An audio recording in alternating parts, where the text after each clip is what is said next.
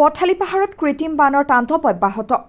বাৰিষাৰ দৰে খৰাং বতৰৰ সময়তো কৃত্ৰিম বানে জুৰুলা কৰিছে পথালি পাহাৰৰ 15 নং ৰাষ্ট্ৰীয় ঘাইপথৰ কাষৰ কেইবাটাও পৰিয়ালৰ বাবে। সীমান্ত প্ৰহৰী আদৰ্শ গাঁৱৰ পাহাৰৰ পৰা বৈ অহা অৰুণাচল প্ৰদেশৰ পানীয়ে বুঢ়াইছে এইকেইটা পৰিয়ালৰ খেতি কৰা শস্যসমূহৰ লগতে ঘৰৰ ভিতৰ।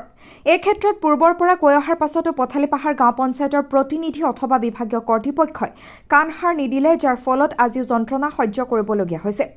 পাহাৰৰ পৰা বৈ অহা জুৰিটোৰ পথ বন্ধ কৰি দিয়াৰ ফলতে সৃষ্টি হৈছে কৃত্ৰিম বানৰ। গতিকে পানী বৈ যোৱাৰ বাবে জুৰিটোৰ পথসমূহ খুলি দিবলৈ অনুৰোধ জনাইছে এইকেইটা পৰিয়ালে। নিউজ ডেস্ক ৰিপৰ্ট, ৰাইজৰ বাৰ্তা।